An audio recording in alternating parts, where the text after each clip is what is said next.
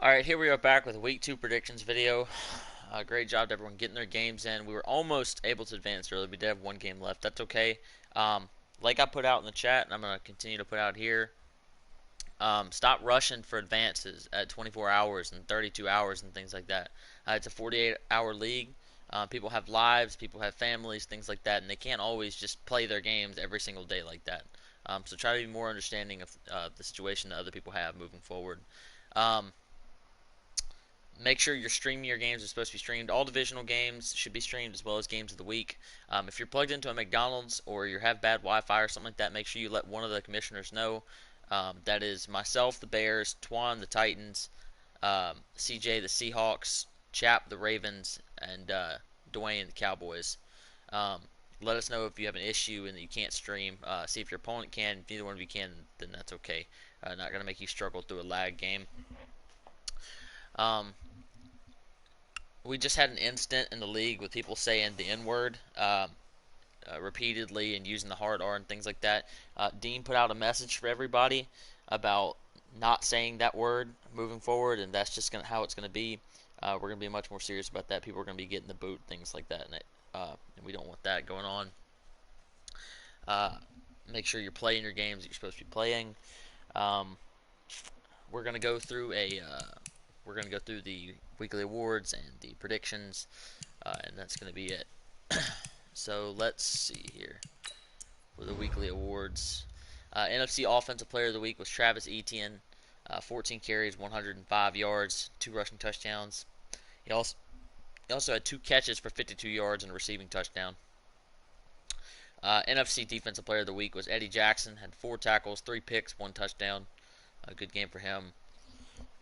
For the AFC Offensive Player of the Week, I think that's Chris Tyree, 21 carries, 209 yards, and 3 rushing touchdowns for the Raiders. And then Jabril Coe for the Jets, the middle linebacker, had 6 tackles, a sack, 2 forced fumbles, and 2 fumble recoveries. Wow, so that is a really that's a really good stat line there for him. Let's see here.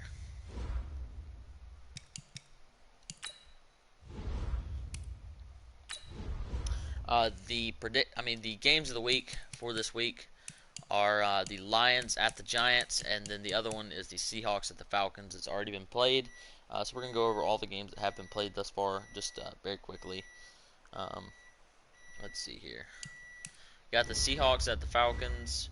Looks like Seattle took an early 6-0 lead. Baby, can you turn that off? Took an early 6-0 lead, but looks like the Falcons got their offense ramped up through the next 3 quarters. Only a safety or a 2-point conversion return or something like that for Seattle in the second half. So couldn't get it done in the second half there. Lots of offensive yards for both teams, but you see the turnover differential. Seattle had 5 turnovers, and the Falcons only had 1. Looks like 5 picks by Jacob Tucker. Started the back. Justin Fields came in, had 80 yards and a touchdown. Not sure why he wasn't starting from the beginning. Maybe he forgot that he had him on his team or something like that. Rookie quarterback played decently well. Emory Jones got some time too. J.K. Dobbins went for 252 and 4 touchdowns. I'm sure that will be a player of the week. Calvin Ness, 7 rushing touchdowns by the Falcons. Wow. Calvin Ness had 4 carries, 29 yards, and 3 more scores. So, wow, lots of really, really good running day for the Falcons there. Receiving, Jake Smith had 2 for 114, including a 91-yarder, but he didn't score on it. Wow, that's interesting. DK Metcalf had 97 in the score. Albert, oh my God, I won't even attempt to say that. Okay, Wueg Boonham, 79 yards and a touchdown. On the defensive side, looks like 2.5 sacks by L.J. Collier, and Adonis House had 2 more. Jadeveon Clowney had a sack and a half. Lots of sacks for Seattle there, so that's good. Picks, 3 by Kaiir Elam, 1 by Jelani Tabai, 1 by Isaiah Oliver.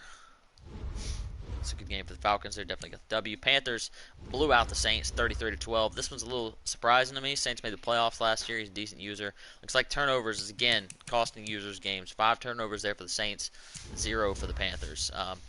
Got the victory. Not really passing the ball. He threw for 12 total yards. He had 1 completion, 1 of 2 passes. You're telling me this man won the game and only threw 2 total passes the whole time? Holy shit.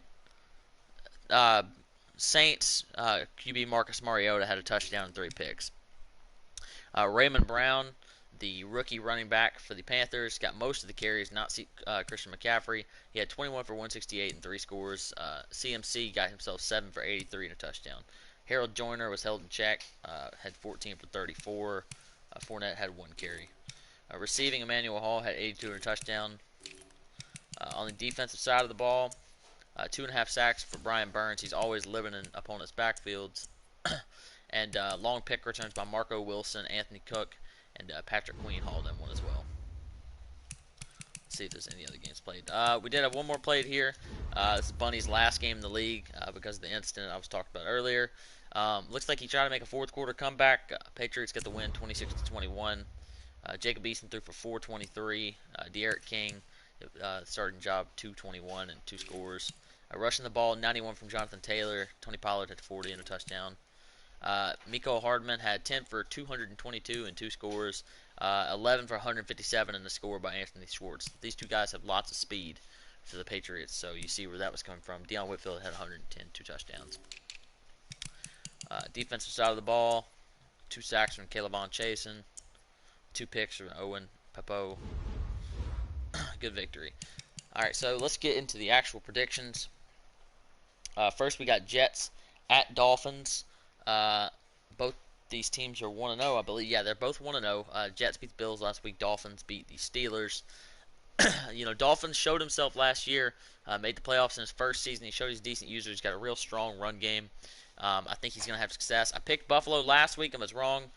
This week, I'm tempted to pick the Dolphins. I really am. I think the defensive pressure of the Jets is going to be just enough to get the W. So I'm going to take the Jets to win this game. Very close game, 3-6 points.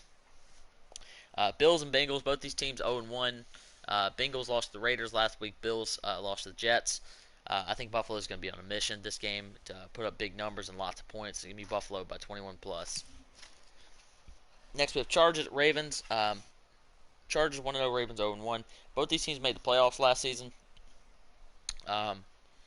Chargers made it, actually, they got the bye and lost to the Titans, and the Ravens won their first round game and then lost their second rounder to the Jets. So definitely looking to move forward. Need this W here. Both these teams here. I think the Chargers have a little bit better defense, slightly better offense as well. He's a good user. He doesn't make a lot of mistakes. Runs the ball tough. He's going to hold Lamar Jackson with all that speed. He's got it on the defensive side of the ball. Give me the Chargers here by 10 plus. I got the Bears and the Steelers. Bears are 1-0. I made a bold claim in chat the other day that I was going to start the season off 10-0, and I'm sticking with it. We're going to get the W here against the Steelers. They are 0-1. Got blown out by the Dolphins last week. Dolphins ran all over them. That's what the Bears do. They run the ball. So give me the Bears here by 21 plus. They've met one other time in 6 seasons. Bears won that game 44-0 back in year 3. Vikings at Eagles. Eagles lost to the Broncos last week. Vikings got a forced win over the Packers. You got a Wi-Fi situation going on. Eagles made the playoffs last year. He definitely caused some trouble for the Giants and other teams that he faced down the stretch. He's got a real solid offense. He added 99 overall Kareem Hunt, so his run game is getting better. I think he's going to do what it takes to get the W here over Minnesota. So I'm going to take the Eagles here. I don't know, 7-10, something along those lines. Lions at Giants. Giants got blown out last week by the Bears. Lions was on me in the chat because I picked against him. Even though he just made the Super Bowl, I picked against him when he played the Rams. And he beat the Rams last week again. So he's flying high, lots of momentum. Giants don't seem to have their offense correctly in check yet, so I'm going to take the Lions here by 14-20, something along those lines. Could be closer than that, but Packers at Browns. Browns are working with their rookie running back, trying to get a passing game going. Packers Wi-Fi is out. If this game does get played, the Browns should win, but in all seriousness, it's probably going to be a forced win for the Browns. Texans at Rams. Texans got blown out by the Jags last week. Rams have a very similar offense to the Jaguars. They run the ball about the same amount, pass the ball the same amount. Pretty good defenses by both of them. Jimmy plays good. He's got to get his team figured out after last week's loss, but I'm going to take the Rams here by 21 plus. Chiefs at Colts. Chiefs won a hard-fought game last wegue over the Redskins, 20-17. I wish I'd gotten to see it. He said himself it was a great game. Colts lost 13-3 to the Patriots. Tu's always going to bring a decent defense. He's got to get his offense moving. Kyler Murray had lots of struggles last year. No Derrick Henry either this year for the Colts. So he's Nyheim Hines carrying the load. I think the Chiefs, since he's joined, he's slowly been figuring his team out more and more, and he has potential to be a playoff team this year. I'm going to take the Chiefs here to win this game by about 10. 49ers at Cardinals. Not sure if somebody's getting a force win in this game or something happened. They started 3 times. It kept dropping. Nonetheless, Cardinals should win this game. Both of them decent defensive users. Cardinals definitely have a little bit more of an offense. So I'm going to take the Cardinals here to win this game by about 14, maybe 10.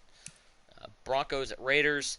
Broncos user won the Super Bowl last year with the Jets. Raiders, he had a down year last year. He's looking back to make a push. Both these teams are 1-0. I think the Raiders.